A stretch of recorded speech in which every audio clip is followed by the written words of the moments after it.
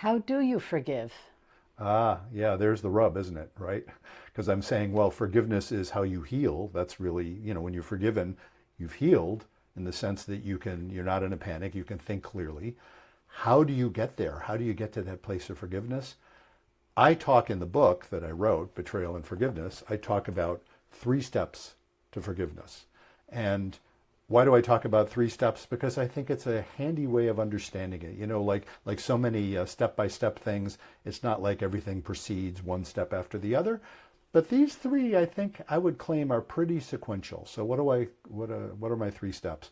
So step 1, I call forgive yourself. Now, why would you have to forgive yourself when someone else is the one who betrayed you?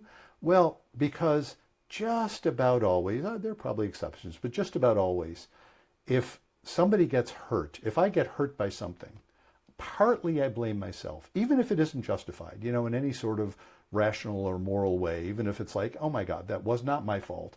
But I still blame myself for somehow not seeing it coming, or somehow not preventing it, or somehow not responding in a way that would have made it better.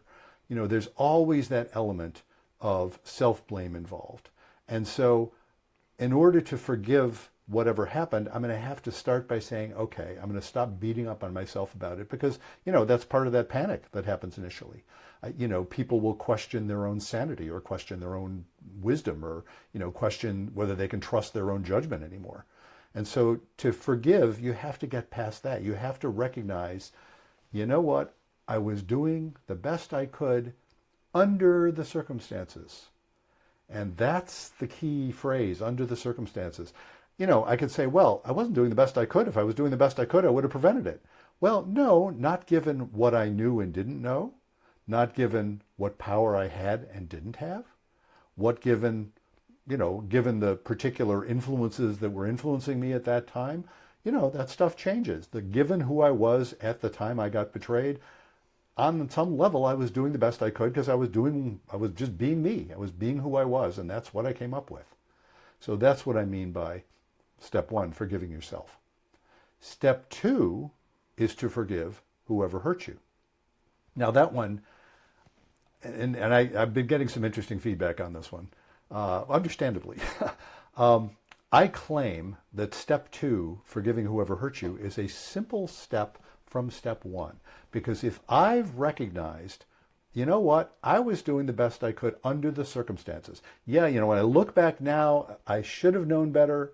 Why didn't I see the signs? Yeah, but I didn't at the time. So in that sense, I was doing the best I could given who I was. Well, you know what? So was the person who hurt me. They were doing the best they could too. Now that's where a lot of people will say, what are you talking about? How can you say somebody doing something blatantly wrong, blatantly immoral, was doing the best they could? Well, yes, on the level of saying, can you do better than horrible? Of course, they weren't doing the best they could that way. But when you look at it in past tense, it's like, well, that's what happened. That's who they were. That's what they came up with. Why did they come up with what they came up with? Well, because that's who they were. They were influenced by what they were influenced by. They had the prejudices and thoughts and, you could say things that they should regret, but that's who they were at that moment. That's what they came up with. You kind of have to accept that. When you can accept that, you don't have to be angry anymore. You can let go of the panic. You can say, of course you shouldn't have done that, but you did do that. And on some level, and I think this is a key point, on some level, you're a valid person. Even when you do something wrong, we've all done things wrong. We haven't all done major betrayals, but we've all done things wrong. We all know what that feels like. And good people can screw up. And so from that perspective, when a otherwise good person screws up, on some level you can recognize, yep, that's what you came up with. I sure wish you hadn't, but that's what you came up with. You were doing the best you could.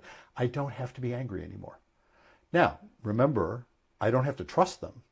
That doesn't mean I'm going to trust them. That doesn't mean I'm going to stay with them. That doesn't mean I'm going to maintain the relationship. It just means I don't have to be angry. I don't have to deny that it happened somehow or insist that it shouldn't have happened. I already know it shouldn't have happened, but I can let go of the anger. That's what I mean by forgiving the one who hurt you. So step 1, forgive yourself. Step 2, forgive the one who hurt you. in both of those cases, you're looking and saying, you know what, we were who we were, and that's what we came up with. I wish we hadn't, but here we are. Step 3, I call forgiving God. Now, why do I use that strange term, forgiving God? First of all, if you believe in God, you might be wondering, why should you have to forgive God? Shouldn't it be God forgiving you? Yes, but I claim it's important to forgive God because God let that happen on some level.